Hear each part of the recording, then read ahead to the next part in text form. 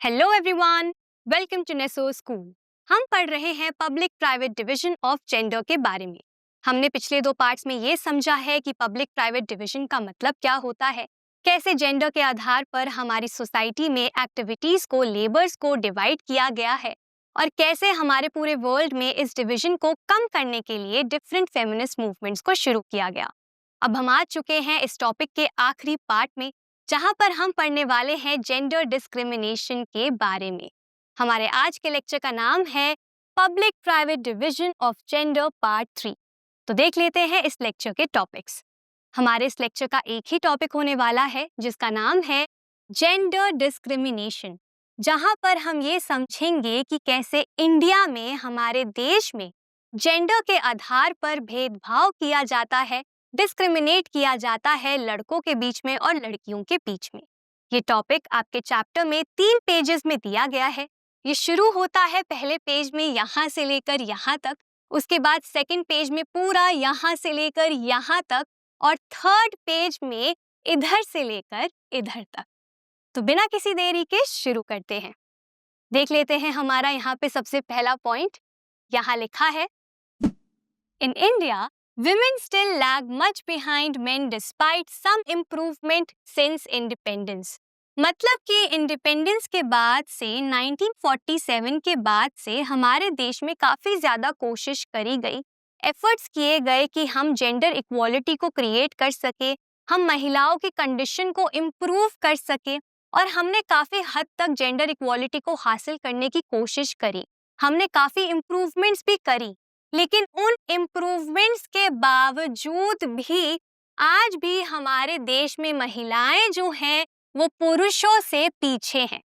पीछे है का मतलब है कि आज भी महिलाओं के पास इक्वल अपॉर्चुनिटीज नहीं है, उनके पास फ्रीडम नहीं है, उतनी इक्वालिटी नहीं है हमारे देश में आज भी पुरुषों और महिलाओं के बीच में, जिसके कारण से महिलाएं हमारे देश में आज भी पुरुषों से पीछे हैं। लैग बिहाइंड का मतलब क्या होता है कि वो पुरुषों से आज भी काफी ज्यादा पीछे हैं। अब ऐसा क्यों, देख लेते हैं अगले पॉइंट से। यहाँ पर लिखा है, India is still a male dominated patriarchal society. हमारे देश में इम्प्रूवमेंट्स के बावजूद महिलाएं पुरुषों से पीछे क्यों हैं? क्योंकि हमारा देश आज भी मेल डोमिनेटेड है और आज भी हमारी सोसाइटी पेट्रियार्कल है। अब सबसे पहले आप सभी का पेट्रियार्कल सोसाइटी का मतलब समझना जरूरी है। तो चलिए पेट्रियार्की का मतलब समझ लेते हैं आपके चैप्टर में दिए गए ग्लॉसरी की मदद से। यहाँ पर ग्लॉसरी में पेट्रियार्की की डेफिनेशन दी गई है, तो इसे पढ़ लेते हैं। यहाँ लिखा है, patriarchy is literally rule by father. This concept is used to refer to a system that values men more and gives them power over women। तो यहाँ पर आपको पेट्रियार्की के बारे में 2 बातें बताई गई हैं। सबसे पहले तो आपको मीनिंग बताया गया है, रियल मतलब बताया गया है टर्म पेट्रियार्की का, और उसके बाद आपको ये बताया गया है कि हम किस सिस्टम को डिफाइन करने के लिए पेट्रियार्की टर्म का यूज करते हैं। तो सबसे पहले इस टर्म का मीनिंग समझ लेते हैं। तो पेट्रियार्की का मतलब होता है रूल बाय फादर, मतलब कि पिता का रूल, पिता का राज। आपने कई फैमिलीज में, हाउस होल्ड में ये देखा होगा कि जो मेल मेंबर्स होते हैं फैमिली के, वो ज्यादातर मेजर डिसीजंस लेते हैं, और जो एल्डेस्ट मेल मेंबर होते हैं जैसे कि हमारे फादर या ग्रैंडफादर्स, वो हेड ऑफ द फैमिली माने जाते हैं और उनके पास ये पावर होती है कि वो फैमिली के सभी मेजर डिसीजंस को ले सकते हैं। महिलाओं की बात उतनी नहीं सुनी जाती है जितनी कि मेल मेंबर्स की सुनी जाती है, और महिलाएं भी हेड ऑफ द फैमिली नहीं मानी जाती हैं, लेकिन एल्डेस्ट मेल मेंबर को हम हेड कहते हैं फैमिली का। उसी रूल को, उसी रूल बाय फादर को हम पेट्रियार्की कहते हैं। अब यहाँ पर क्या लिखा है कि पेट्रियार्की के कॉन्सेप्ट को हम किस सिस्टम को डिफाइन करने के लिए यूज करते हैं? एक ऐसे सिस्टम को जहां पर मेल को ज्यादा पावर दी जाती है विमेन के ऊपर, एक ऐसे सिस्टम को जहां पर मेन को ज्यादा वैल्यू किया जाता है। तो पेट्रियार्की टर्म को हम उस सिस्टम के लिए यूज करते हैं, उस सिस्टम को डिफाइन करने के लिए यूज करते हैं जिस सिस्टम में मेन को ज्यादा वैल्यू दी जाती है उनका डोमिनेंस क्रिएट करा जाता है, उन्हें डिसीजन मेकिंग पावर दी जाती है, साथ ही साथ विमेन के ऊपर भी उन्हें पावर दी जाती है और इसी सिस्टम को हम पेट्रियार्कल सिस्टम भी कहते हैं। अब मैं उम्मीद करती हूँ कि आप सभी को पेट्रियार्की का मतलब भी समझ में आ गया होगा और पेट्रियार्कल सिस्टम का मतलब भी समझ में आ गया होगा। तो अब चलते हैं वापस अपनी उस लाइन के तरफ जहाँ पर क्या लिखा था कि इंडिया आज भी एक मेल डोमिनेटेड सोसाइटी है, एक पेट्रियार्कल सोसाइटी है। मतलब इंडिया में आज भी मेल डोमिनेशन है, मेन का डोमिनेशन है, डोमिनेंस है, दबदबा है, उनको एक ऊपर का दर्जा दिया गया है सोसाइटी में, डिसीजन मेकिंग पावर्स भी उनको दी गई हैं और साथ ही साथ इंडिया में आज भी एक ऐसी सोसाइटी एग्जिस्ट करती है, एक ऐसा सिस्टम एग्जिस्ट करता है जहाँ पे मेन को ज्यादा वैल्यू दी जाती है, जहाँ पर मेन को ज्यादा पावर दी जाती है। और इसी वजह से एफर्ट्स के बाद भी, इम्प्रूवमेंट्स के बाद भी विमेन जो है वो मेन से पीछे हैं इंडिया में। अब यहाँ आगे क्या लिखा है? Women face disadvantage, discrimination and operation in various ways. एक और रीजन जिसकी वजह से इंडिया में विमेन आज भी पुरुषों से पीछे है वो क्या है कि विमेन आज भी इंडिया में डिसएडवांटेज को फेस करती हैं, नुकसान को फेस करती हैं, वो डिस्क्रिमिनेशन को, भेदभाव को फेस करती हैं, उनका सामना करती हैं, साथ ही साथ ऑपरेशन को भी वो फेस करती है, उत्पीड़न को भी वो फेस करती है डिफरेंट तरीकों से, डिफरेंट वेज से। और इन्हीं कारणों के वजह से इंडिया में विमेन आज भी पीछे हैं, इक्वालिटी नहीं आ पाई है हमारे देश में, इंडिया में। और इस पूरे लेक्चर में हम इन्हीं वेज के बारे में, जेंडर डिस्क्रिमिनेशन के वेज के बारे में समझने वाले हैं। तो एक एक करके जेंडर डिस्क्रिमिनेशन के वेज को समझ लेते हैं और शुरू करते हैं सबसे पहले जेंडर डिस्क्रिमिनेशन के साथ, जिसका नाम है एजुकेशन इनइक्वालिटी। मतलब कि एजुकेशन में इनइक्वालिटी, असमानता। देख लेते हैं इसका सबसे पहला पॉइंट। यहाँ पर लिखा है the literacy rate among women is only 54% compared with 76% among main. अगर हम बात करें लिटरेसी रेट की इंडिया में, लिटरेसी रेट का मतलब है कि कितने लोग हमारे देश में लिटरेट हैं। और लिटरेट किन लोगों को बोला जाता है, किस व्यक्ति को बोला जाता है? लिटरेट हम उस व्यक्ति को बोलते हैं जिसकी उम्र 7 साल से ऊपर की हो और जो पढ़ लिख सकता हो, उसी व्यक्ति को हम क्या कहते हैं? लिटरेट कहते हैं। तो इंडिया में जो लिटरेसी रेट है विमेन का, वो कितना है? 54% है। मतलब हमारे देश में सिर्फ 54% महिलाएं हैं जो लिटरेट हैं। और अगर हम कंपेयर करें महिलाओं को पुरुषों के साथ, तो 76% पुरुष जो हैं हमारे देश में वो लिटरेट हैं। तो यहाँ पर आप एक क्लियर डिफरेंस देख सकते हैं महिलाओं और पुरुषों के बीच में कि महिलाओं का जो लिटरेसी रेट है वो कम है पुरुषों से। और ऐसा क्यों है? क्योंकि महिलाओं को उतना पढ़ाया नहीं जाता है, लड़कियों को उतनी शिक्षा नहीं दी जाती है हमारे देश में। अगर मैं बात करूं 2011 के सेंसस की, तो उसके मुताबिक हमारे देश में महिलाओं का लिटरेसी रेट है 65.46% और वहीं पे पुरुषों का लिटरेसी रेट 2011 के सेंसस के मुताबिक है 82.14%। तो यहाँ पर भी आप एक क्लियर डिफरेंस देख सकते हैं महिलाओं और पुरुषों के लिटरेसी रेट में। अब आगे क्या लिखा है? Similarly, a smaller proportion of girl students go for higher studies. अगर हम बात करें हायर स्टडीज की, स्कूल के बाद आगे कॉलेजेस की, तो वहाँ पर भी हम देख सकते हैं कि बहुत कम लड़कियाँ, बहुत ही कम प्रोपोर्शन है, बहुत ही कम लड़कियाँ हैं जो कि हायर स्टडीज के लिए जाती हैं। और ऐसा क्यों? क्योंकि ज़्यादातर पेरेंट्स जो हैं वो लड़कियों को आगे नहीं पढ़ाते हैं, लेकिन अपने बेटों को आगे पढ़ाते हैं। इसी वजह से इंडिया में एजुकेशन से रिलेटेड काफी ज्यादा भेदभाव हम देख सकते हैं। अब देखते हैं नेक्स्ट पॉइंट। यहाँ लिखा है in school girls perform as well as boys but they drop out because parents prefer to spend their resources for their boys education rather than spending equally on their sons and daughters। क्यों हमारे देश में education से related inequality है, क्यों भेदभाव है? ऐसा इसीलिए है क्योंकि हमारे देश में लड़कियों को ज़्यादा पढ़ाया ही नहीं जाता है।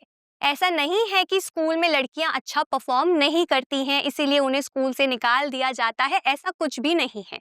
अगर हम स्कूल के रिजल्ट्स देखें तो लड़कियां उतना ही अच्छा परफॉर्म करती हैं जितना लड़के करते हैं। लेकिन होता क्या है, जो पेरेंट्स होते हैं वो लड़कियों को ड्रॉप आउट करवा देते हैं, मतलब कि वो लड़कियों को निकलवा देते हैं स्कूल से, वो उनको आगे पढ़ने नहीं देते हैं, जिसके वजह से क्या होता है, लड़कियां हायर स्टडीज नहीं कर पाती हैं।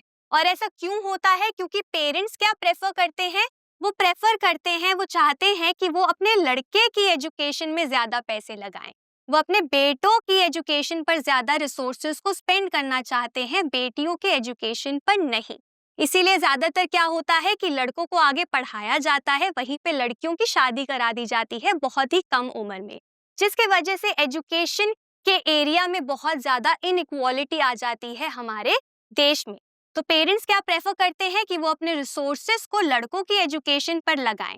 वो ये नहीं करते हैं कि वो इक्वली अपने रिसोर्सेस को स्पेंड करें सन्स और डॉटर्स के बीच में, कि दोनों में बराबरी में हम रिसोर्सेस को बांटे, नहीं। वो यहाँ पे भेदभाव करते हैं, डिस्क्रिमिनेशन करते हैं, और इसीलिए जेंडर डिस्क्रिमिनेशन आ जाता है हमारे देश में।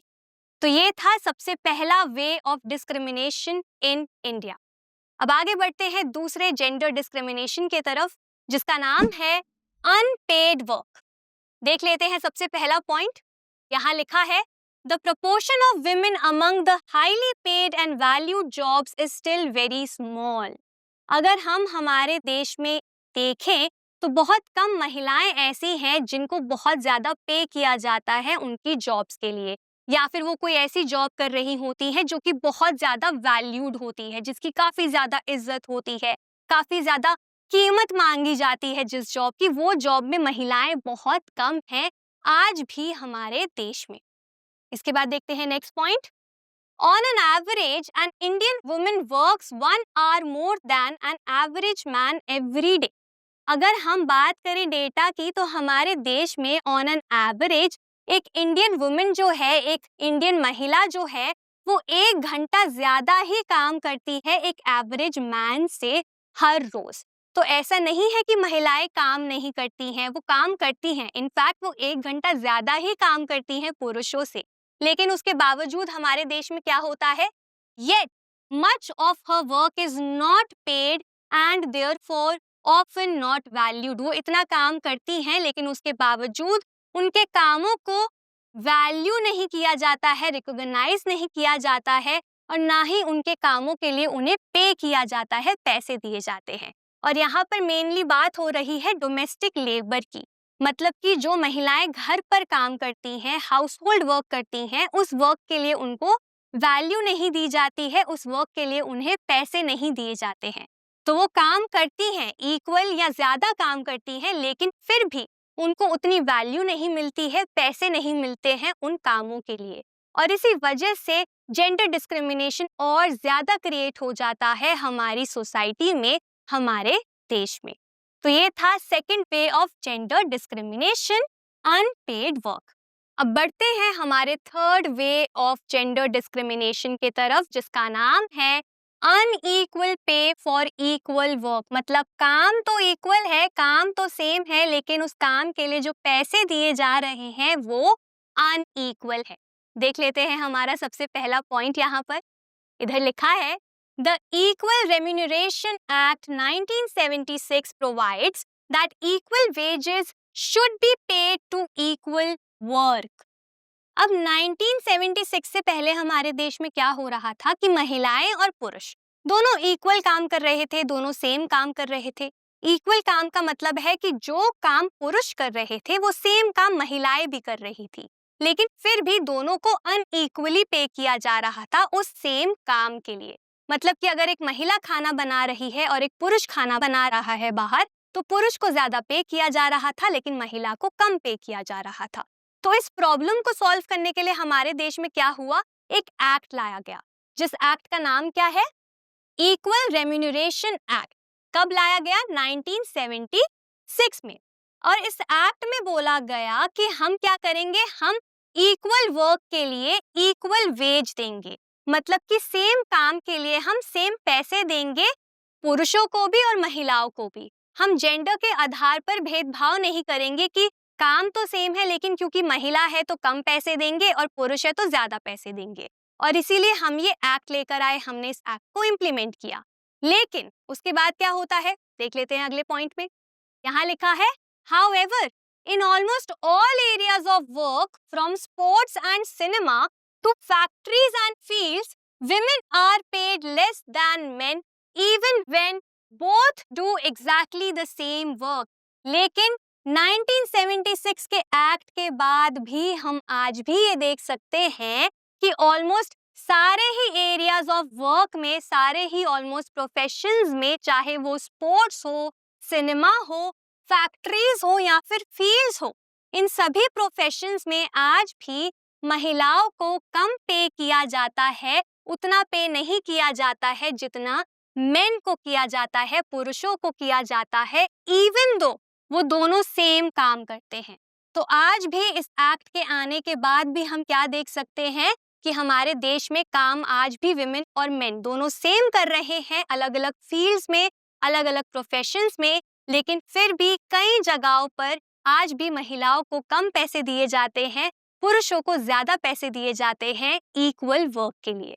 और इसी तरीके से ये बन जाता है हमारा तीसरा तरीका जेंडर डिस्क्रिमिनेशन का इंडिया में। अब इसी के साथ हमारा थर्ड वे भी यहीं पर खत्म होता है। तो आगे बढ़ते हैं fourth way of gender discrimination के तरफ, जिसका नाम है डिस्क्रिमिनेशन बिफोर बर्थ। देख लेते हैं सबसे पहला point. In many parts of India, parents prefer to have sons and find ways to have the girl child aborted before she is born. अभी तक हम ये समझ रहे थे कि कैसे हमारे देश में डिस्क्रिमिनेशन होता है बर्थ के बाद, मतलब कि कैसे काम में डिस्क्रिमिनेशन होता है, पढ़ाई में डिस्क्रिमिनेशन होता है। लेकिन अब हम ये समझने वाले हैं कि कैसे पैदा होने से पहले भी डिस्क्रिमिनेशन होता है जेंडर के आधार पर। यहाँ पर क्या लिखा है कि आज भी हमारे देश में कई हिस्से ऐसे हैं, कई पार्ट्स ऐसे हैं जहाँ पर पेरेंट्स प्रेफर करते हैं कि उनको बेटा हो और बेटी नहीं। जहाँ पर पेरेंट्स क्या प्रेफर करते हैं कि उनको बेटा हो, बेटी ना हो। और अगर उन्हें पता चलता है कि उनकी बेटी होने वाली है तो वो उस बेटी को, उस बच्चे को अबॉर्ट कराना चाहते हैं, अबॉर्ट करा देते हैं, मतलब गिरा देते हैं। ऐसा नहीं है कि हमारे देश में हर जगह ऐसा होता है, क्योंकि ये हमारे देश में इल्लीगल है। हम पता नहीं लगा सकते पैदा होने से पहले कि कोई बच्चा लड़का है या लड़की, लेकिन कुछ जगहें हमारे देश में आज भी ऐसी है जहां पर पता लगा दिया जाता है किसी ना किसी तरीके से। और अगर ये पता चलता है कि लड़का है तो पेरेंट्स खुश हो जाते हैं, लेकिन अगर ये पता चलता है कि बेटी होने वाली है तो वो उस बच्चे को अबॉर्ट करा देते हैं या फिर क्या कहते हैं, उसे गिरा देते हैं। इसके बाद क्या लिखा है देखते हैं। Such sex selective abortion led to a decline in child sex ratio, number of girl children per 1,000 boys in the country to merely 919. अब इसके वजह से क्या हुआ, जो हमारे देश में ये सेक्स सिलेक्टिव अबॉर्शन होने लगा, मतलब जहां पर हम गर्ल चाइल्ड को अबॉर्ट कराने लग गए, गिराने लग गए, इसके वजह से क्या हुआ, जो चाइल्ड सेक्स रेशियो है हमारे देश का वो बहुत ज्यादा डिक्लाइन हो गया, बहुत ज्यादा कम हो गया। कितना हो गया? 919 तक पहुंच गया। चाइल्ड सेक्स रेशियो का मतलब क्या होता है? चाइल्ड सेक्स रेशियो का मतलब है कि हमारे देश में हर 1000 बॉयज के मुकाबले में सिर्फ 919 लड़कियां हैं। मतलब हर 1000 बॉयज के सामने कितनी लड़कियां हैं? 919 लड़कियां हैं। और इसी वजह से जो चाइल्ड सेक्स रेशियो है हमारे देश का वो बहुत ज्यादा कम है। और इसी वजह से हमारे देश में डिस्क्रिमिनेशन भी है बर्थ से पहले लड़का और लड़की के बीच में। यहाँ पे आप सभी के चैप्टर में इसी से रिलेटेड एक मैप भी दिया गया है जहाँ पे डिफरेंट इंडियन स्टेट्स है और चाइल्ड सेक्स रेशियो बताया गया है 2011 के मुताबिक 0 से 6 इयर्स की एज के बीच में बच्चों का। यहाँ पर आप क्लियरली देख सकते हैं कि कैसे कुछ स्टेट ऐसी हैं जहाँ पे 951 से ज्यादा सेक्स रेशियो भी है, लेकिन कुछ स्टेट्स ऐसी भी हैं जहाँ पर बिलो 875 भी है, 876 टू 900 के बीच में भी है।